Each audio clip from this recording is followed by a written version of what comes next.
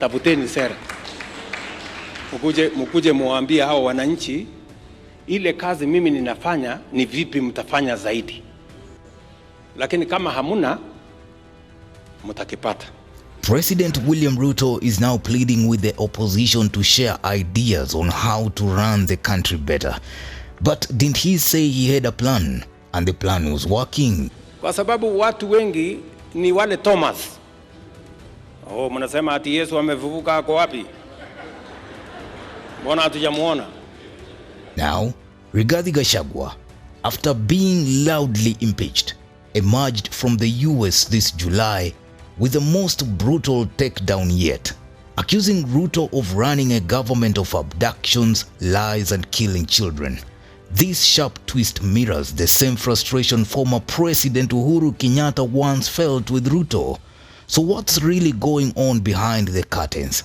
Many Kenyans are wondering why Ruto pleads with the opposition to expose their manifesto this early when it is just less than 2 years to the next general election. Ndio hata wale wanashindana na mimi nawaambia tafuteni sera. Hii one term Ruto must go nini si sera. In this hard-hitting 10-minute expose, we explore why Kenyans are questioning Ruto's sudden U-turn and why people are wondering why he's not seeking help from his own men like Kithure Kindiki, Kimani Ichung'wah or Mutuse. He had a plan. He told Kenyans so, loudly, clearly, repeatedly. The plan is working, he said. He even printed t-shirts. Now President William Ruto is publicly pleading with the opposition to help him with ideas. Yes, the same opposition he demonized for years. And just when things couldn't get messier, his former deputy Rigathi Gachagua re-emerging from the US with the bombshells that's shaking the ground beneath Ruto's presidency. No, sir. President Ruto didn't make vague promises. He campaigned on the plan. He told the hustlers their lives would change. He said the country would be reset, restructured and revived. Mimi nimelaumiwa sana. I've been accused of over-promising. Sindio? Meambiwa na watu wengi wewe umepromise kabisa Kenya, ulipromise. Mimi nataka niwaeleze, it is not over-promising.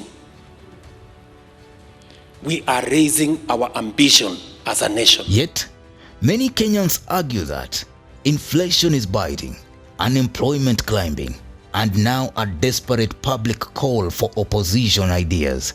It's a stunning reversal, and Kenyans have questions. Did the plan ever exist in the first place? Or was it just a campaign strategy? Inchi na dunia mzima. Back in 2022 during the Labor Day at Nyayo Stadium, former President Uhuru Kenyatta lashed out at his deputy, then William Ruto. He accused him of sabotage, disrespect and disloyalty.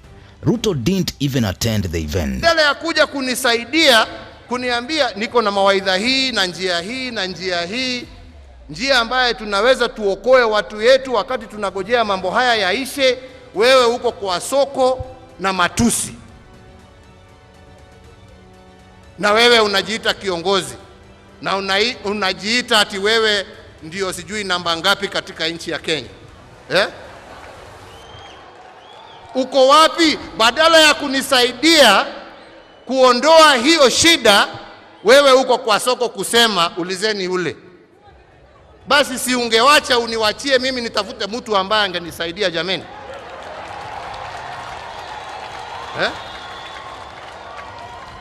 Wakati unafika lazima watu waambiane ukweli. Wewe unajua hii shida sio ya mtu. Hii ni shida ya uko wapi wakati mimi nakuhitaji? And now it is Ruto on the receiving end. Only this time he's pleading for ideas from the opposition and especially the man he impeached, Rigathi Gachagua. Ruto is experiencing in real time what he once dished out. Kenyans are asking, if Ruto is struggling with ideas, why not lean on his allies? Kithure Kindiki is arguably one of the sharpest minds in his cabinet. Kimani Ichung'wah is a parliamentary powerhouse. Mutuse has been loyal and grounded. Yet, Ruto bypasses them and turns to the opposition. Tafuteni sera. Mkuje muambie hao wananchi ile kazi mimi ninafanya ni vipi mtafanya zaidi. Lakini kama hamuna mtakipata. While on a US tour, Gachagua, of course, heard about Ruto's plea for ideas from the opposition.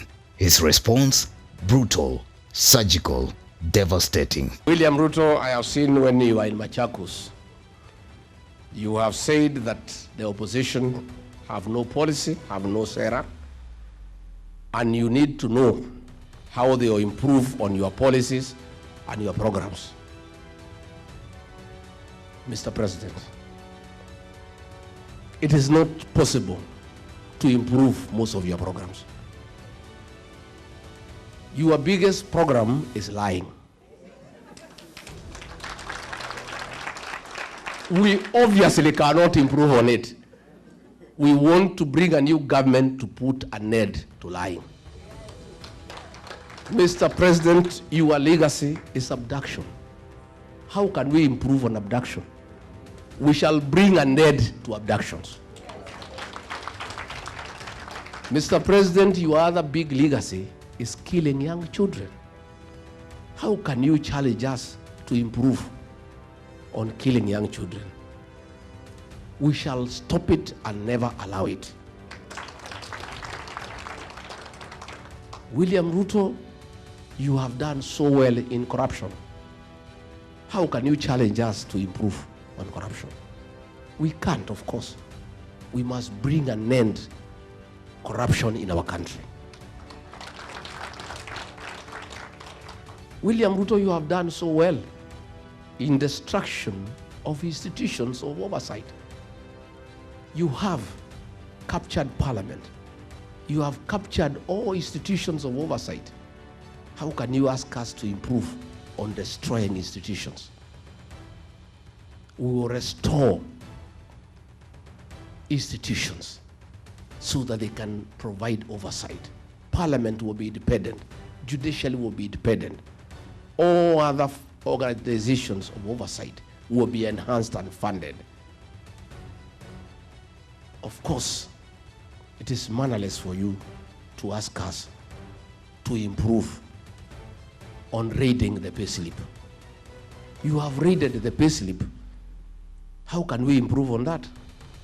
We must free the payslip and restore the dignity of the payslip and the payslip holder so that the middle class can create employment. I have seen you say that we need to improve on your policies. All roads, Mau Mau roads, all tarmac roads started by Uhuru Kenyatta have stalled. How do we improve on stalling them further? We must revive all those projects. And finally, I have seen you say that you did not overpromise. I want to correct you. You didn't overpromise, you overlied. That line didn't just trend. It split the political landscape like a B2 bomber banker buster. Abduction, a reference to enforced disappearances. Lying, a swipe at broken promises and twisted narratives. Killing children, a haunting indictment of police brutality during the youth protests. But Gachagua's response wasn't just criticism. It was the sustenance of a resistance. So Kenyans ask, if the president's only ideas are seen as abduction, lying and killing, what comes next? And will anyone be left standing with him? Share your thoughts. Newsroom, Maisha TV, Ushabi Jr.